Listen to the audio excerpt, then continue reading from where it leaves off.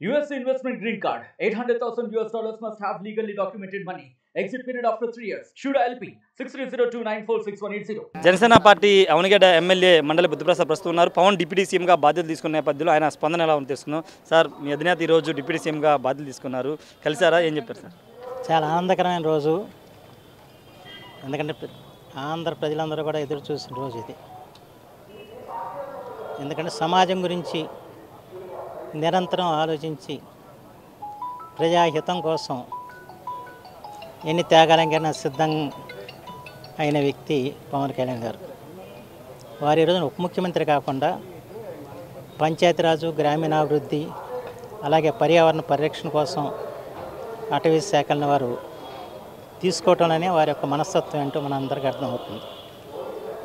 ఎందుకంటే వాళ్ళ దేశానికి పట్టుకొమ్మలు గ్రామసీమలు. ఆ గ్రామసీమల అభ్యున్నతి ద్వారా ఈ రాష్ట్రాన్ని ముందుకు తీసుకెళ్ళాలని చెప్పి ఆలోచనతో వారు ఈ రోజున పదవి బాధ్యతలు స్వీకరించడం చాలా సంతోషకరమైన విషయం. ఎందుకంటే జగన్మోహన్ రెడ్డి గారి పరిపాలనలో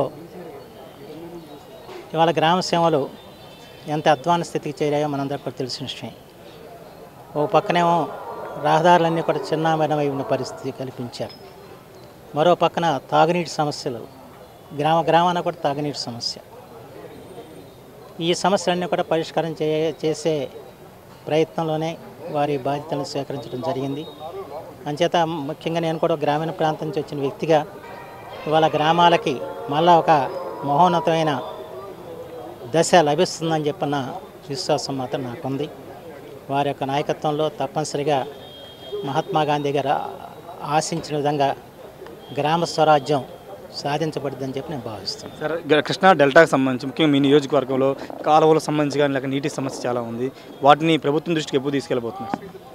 ఆల్రెడీ ఇది ఆ పని మీద ఉన్నామండి. ఎందుకంటే ఆ రోజున పవన్ కళ్యాణ్ గారు కూడా ప్రతి చేనుకు నీరు, ప్రతి చేతికి పని అని చెప్పిన నినాదం ఇచ్చారు.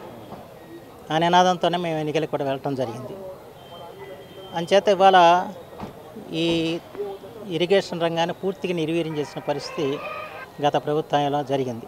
ఎందుకంటే వాస్తవానికి ఈ సీజన్లో అంటే వేసవి కాలంలోనే కాలాల మరమ్మత్తు కానివ్వండి, డ్రైనేజ్ మరమ్మతులు కానీ చేయాల్సిన అవసరం ఉంటుంది. కానీ ఆ పనులు ఆయన చేపట్ల. అయితే ఇప్పుడు వచ్చిన సమస్య ఏమైందంటే ఇప్పుడు ఏదన్నా మనం శాంక్షన్ తీసుకొచ్చినా మళ్ళీ వచ్చే ఏడాది కానీ మనం పూర్తి చేసే పరిస్థితులు లేవు. ఈ పరిస్థితుల్లో చివరి భూములకు నీళ్ళు ఇవ్వటం ఎలాగన్నది వాళ్ళ పెద్ద సవాలుగా మారిన పరిస్థితి వచ్చింది. దాని మీద కూడా ఇంజనీర్లతో కూడా మాట్లాడుతున్నాం. ఏదేమైనా కూడా మేము అన్న మాట నిలబెట్టుకోవాలని చెప్పిన ప్రయత్నంలో ఖచ్చితంగా ఉన్నామని చెప్పి మనం చేస్తున్నాను. అలాగే ముఖ్యమంత్రిగా చంద్రబాబు నాయుడు గారు ఎప్పుడు కూడా ఇరిగేషన్ రంగానికి అత్యధికమైన ప్రాధాన్యత ఇచ్చారు. గతంలో నీరు చెట్టు ద్వారా ఈ సమస్యలన్నీ కూడా పరిష్కారం చేసేవారు.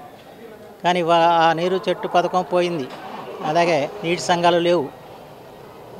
ఇవాళ ఇరిగేషన్ రంగానికి ఎంత ద్రోహం చేశారో చెప్పడానికి లేదు. సరే, పులిచింతల గురించి వేరుగా చెప్పాల్సిన అవసరం లేదు.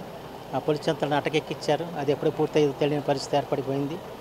మళ్ళా తిరిగి ఇవాళ ఒక సవాలుగా తీసుకున్నారు చంద్రబాబు నాయుడు గారు. అంచేత మళ్ళీ ఇరిగేషన్ రంగానికి ఆయన పునరుత్తేజం కల్పించి మళ్ళా ఆంధ్రప్రదేశ్ అంటే అన్నపూర్ణ అని పేరు, ఆ అన్నపూర్ణ పేరుని నిలబెట్టాలని చెప్పి ఆలోచనతో వాళ్ళ ముఖ్యమంత్రిగా చంద్రబాబు నాయుడు గారు, ఉప ముఖ్యమంత్రిగా పవన్ కళ్యాణ్ గారు ముందుకు సాగుతున్నారని చెప్పి మాత్రం మనం ఖచ్చితంగా చెప్పచ్చు. అంచేత రైతులకు ఎటువంటి అధైర్యం అక్కర్లేదు. గతంలో మీరు డిప్యూటీ స్పీకర్గా పనిచేశారు. ఈసారి జనసేనకి డిప్యూటీ స్పీకర్ రాబోతున్న ఒక టాక్ నడుస్తుంది. మీకు ఇస్తే సిద్ధంగా ఉన్నా సార్? లేదండి, ఆ విషయాల మీద నాయకత్వ నిర్ణయాలు తప్ప మా నిర్ణయాలు ఏమి ఉండవు.